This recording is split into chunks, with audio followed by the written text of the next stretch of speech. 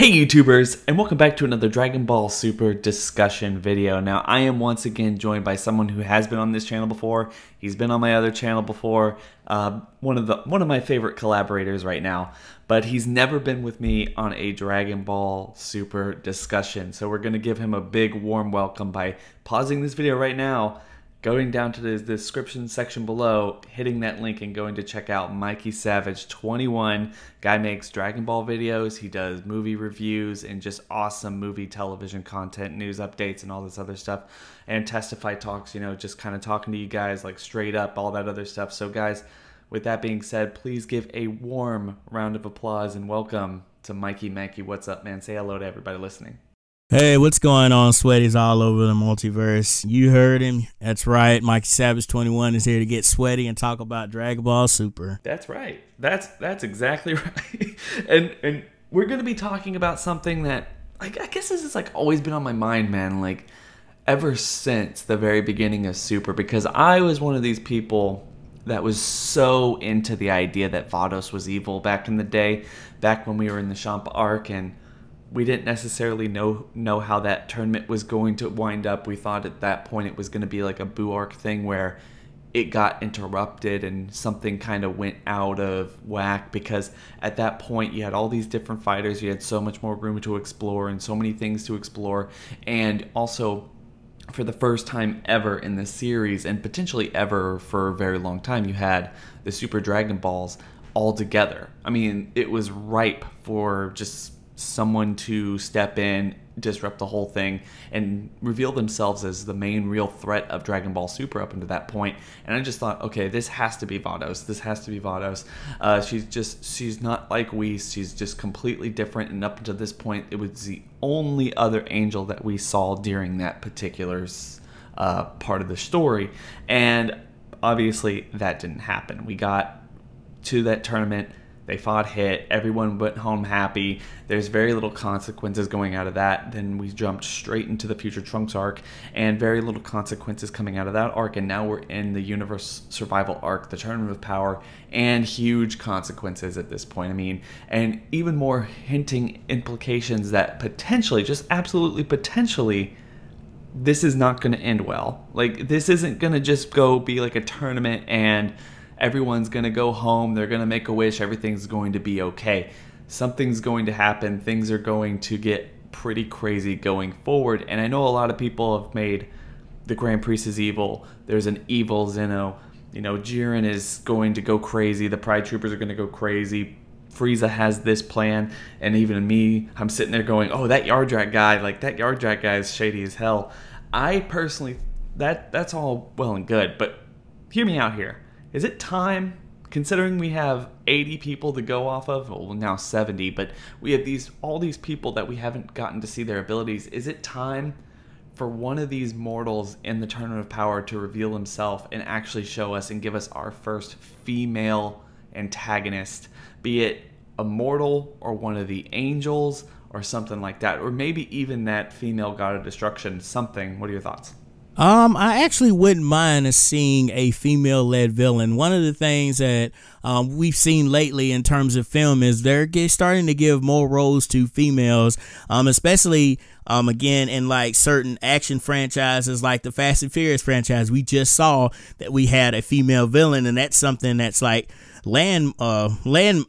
basically that's a landmark, because it's always typically been male-based villains. And so I would think that, yes, we've had like a few ancillary female villains here and there placed throughout the Dragon Ball universe, but I think it would be kind of awesome to see a female-led villain. And considering that a good majority of the angels, if we are going to go with the whole theory that maybe the angels are evil, we could go with the theory that most of the angels are females anyway. And you're right, a lot of the female angels seem to be just kind of passive on this whole tournament, like, oh, if we lose, we lose. I mean, you know, it's whatever. At least some of the guy angels look like they're like, oh man, I don't know.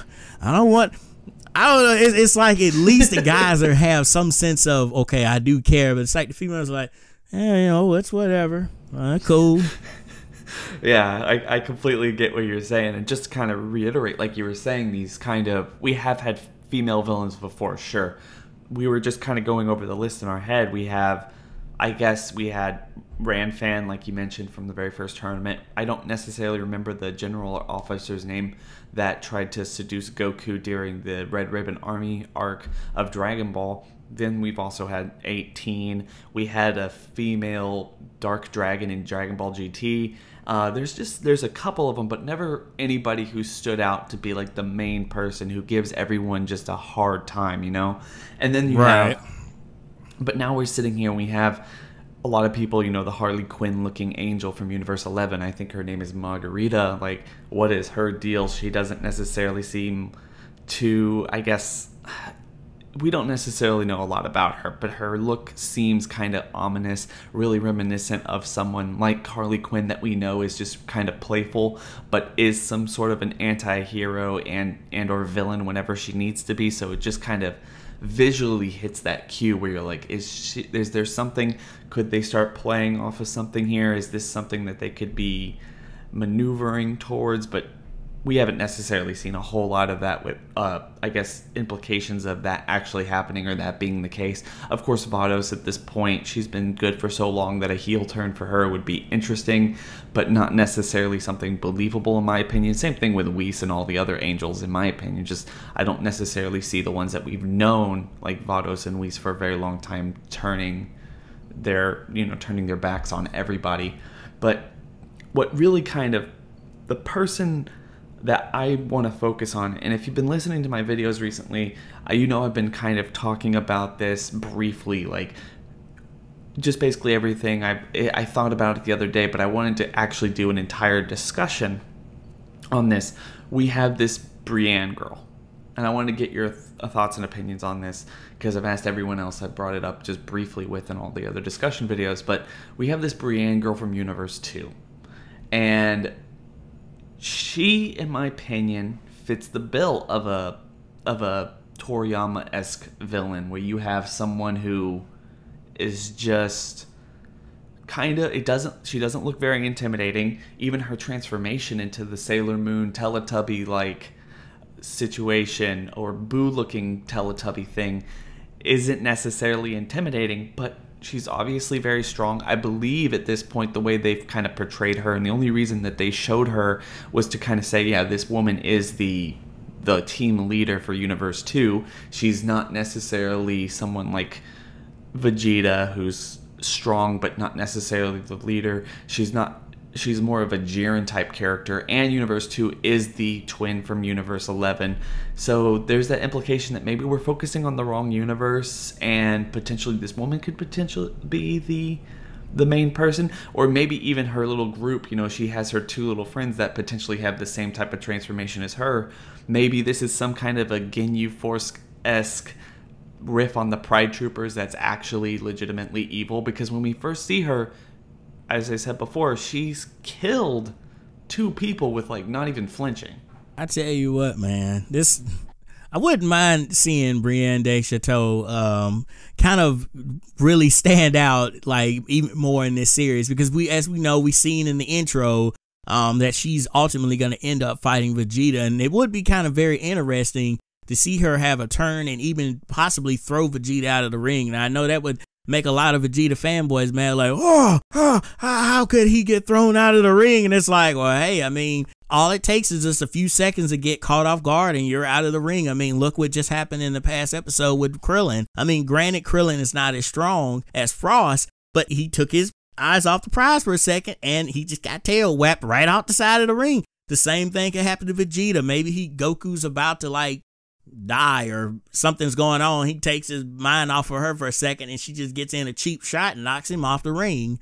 Now, granted, I don't think ultimately that would happen, but it's weird that you bring her up, because Universe 2 has always been kind of interesting, because Universe 2, that's the one that has the female god of destruction. Yeah, Universe 2 is the one that has the female god of destruction, and it seems like that whole team is mainly comprised of females. And when we first saw our little appearance back in a couple of episodes, when we were in that world, it looked like it was all glammed up and pretty and whatnot. And then when we actually got to finally see the entire universe team, most of them looked like they were comprised of girls anyway. So it would actually be kind of interesting to see if Universe 2 did become like the main antagonist basically for this series, because again, it's such a character shift because we've never seen this before. This is like Sailor Moon has just like dove straight into Dragon Ball and it's like, hey, you had your shot, now I'm diving straight through it. Here's what I got going on. And I really do think that Toriyama and maybe Toyotaro basically took influence from that. Perhaps, I mean, it would be interesting. I think just in general, having a female villain antagonist would be a step forward for Dragon Ball. I mean, one of the things that we were talking about before all of this, before we started recording was, I mean, they already are taking these steps in pretty big stride recently. Stuff that we've never seen, stuff that most fans back in the day never even believed would be possible outside of, fan speculation and fan art. We've seen our very first female Super Saiyan, and not just that, we've seen another female Super Saiyan. We've literally seen two. They've given reference, they've given time and energy into developing and showcasing females at a bigger point in all of this Dragon Ball hysteria that we've been seeing. Kale and Caulifla have been introduced. Bulma became relevant again heavily in the last arc. She became a main player again to the degree where you're kind of writing off other characters who could have been a little potentially more helpful going into it. Now you have 18 back, and I don't necessarily know exactly what type of role she's going to play, but she's actually fighting alongside all the other guys because she, at this point, was literally the only female fighter they had, but they didn't forget about her and they brought her back into this. So we are seeing this kind of push, albeit very small, to give females more of a representation in Dragon Ball. And it would be really interesting to give them a role that we've never seen any female actually have, being a main threat to Goku. Exactly, and you could even say that they're starting to put more of a push towards Pan, because we had a lot of slice of life episodes that were directed toward Pan. And one of the things I know when Super first got announced, I said, okay, I want to see a little bit more of Pan, because when we got to the end of Z, we just had a couple of episodes with her. And then GT, I didn't necessarily like how they handled her character. I thought they just basically just misused her. And it seems like they're kind of going in a better direction. And they seem to know exactly what they're going to do with Pan's character now. And like you said, it seems like they're starting to have more of a push for different female characters, whether it's for the Universal Destruction Tournament or even the Trunks saga that we just got through with. I mean, Mai was a central part of that story. She was fighting Goku Black and Zamasu, and ultimately merged Zamasu towards the end with Trunks, with Goku, with Vegeta, and she had a crucial role in that as well. Same thing with Bulma. They also made her relevant to the story again. And I really think that that's one of the things that I really have liked about Super, is that we're paying more attention to side characters, but also to our female characters as well. Because that's one of the things that I didn't like about Dragon Ball Z, is that we didn't take time to focus on certain characters. If you weren't a Saiyan or a Namekian, you got no shine whatsoever. I mean, you had some of our characters like Krillin will have a moment here, or maybe Tien will have a moment here, or maybe Yamcha will die or get a hole through his chest or something. But that was basically it. It was basically played off as a joke. And so if you weren't a Saiyan, or a Saiyajin, as most people would say, or a Namekian, you basically had no place in that world. And then Dragon Ball, when we got to the Buu saga, cemented that even more. At that point, Piccolo, he had been reduced to basically babysitting and somewhat being a mentor role to Goten and Trunks. But again, it was all about the Saiyans. And so that's what I've ultimately liked about this series so far is, yes, Goku and Vegeta are at the forefront, but you have other people who are there as well. And this tournament has the potential to showcase a lot more females. And it really does. I mean, although we've seen a couple of females right now, I think there was only one we've seen thus far get completely taken off, because I don't remember there being... Maybe there was one in Universe 9, but we saw one from Universe 10 get taken off. And obviously they're not... They have a lot of females fighting for a lot of different teams, like you said. And I believe if you go back and look at this, that Universe 2, like you said, it's not a majority, but it has the most females fighting per male fighter. I think it's around a 6-4 split. And Yeah, I'm looking at it right now, and it looks like we have 4 females, unless those shadow figures back there in the back are possibly females as well. It's kind of a little hard to tell, but they look male. But yeah, right now up in the front, it looks like we have 4. So we have like a 4 female category, like we said, like potentially 3 of those are Sailor Moon-esque type of characters who potentially have a lot of power, and it would be really interesting to see them being a twin universe of Universe 11 be the ones who don't mind or even fight for destruction and not justice, and kind of lead them into being the mortals that are not necessarily the one that we said was stronger, or at least stronger than, or as strong as a god of destruction, but at least at a level where when they work together, even when they do some kind of Sailor Moon type of thing where they fight together, they transform together, all that other stuff, then they create something so powerful that they can't necessarily do anything about it. That would be pretty interesting.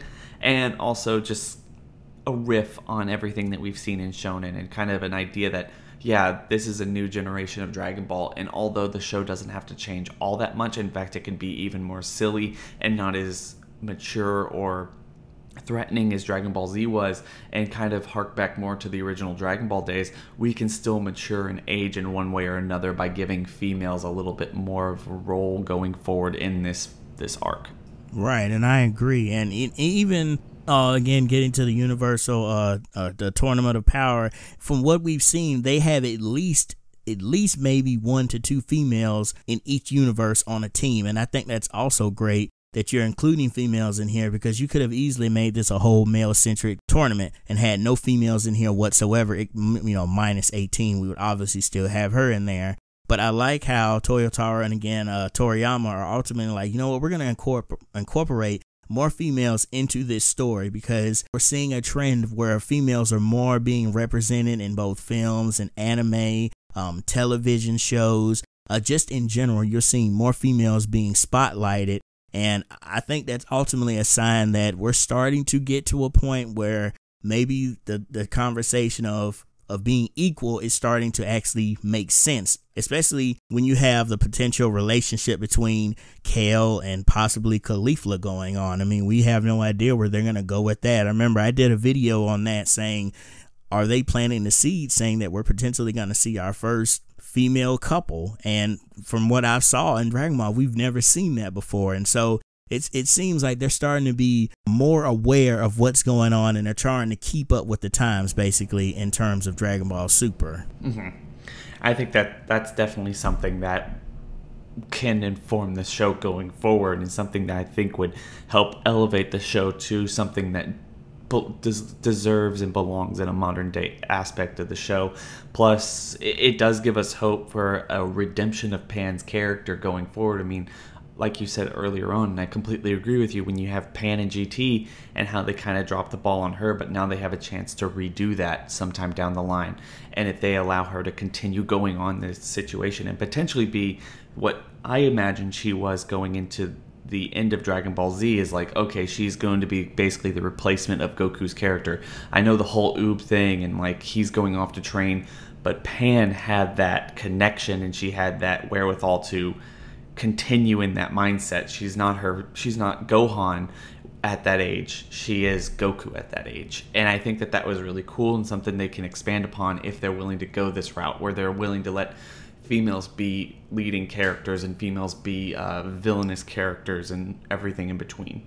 Right, exactly. And in GT, as much as, we call it Goku time and give it crap, I mean, it still did have Pan in the forefront. They did drop the ball on her character, but we did get to see some great moments from her, like the moment I'll never forget that really stood out to me, and that it almost kind of brought a little bit of a tear to my eye, was the scene where Goku has just turned into his Golden Ozaru form, and he's just rampaging through the city and everything, and then all of a sudden Pan should be afraid, but for all intents and purposes, she goes right up to her grandpa and is like, "Grandpa, you need to stop this." And then he sees the photo of them, and then, she starts crying, and then he sees the tear and everything, and it brings him to his senses. And then it gave us one of the coolest looking transformations ever with Super Saiyan 4.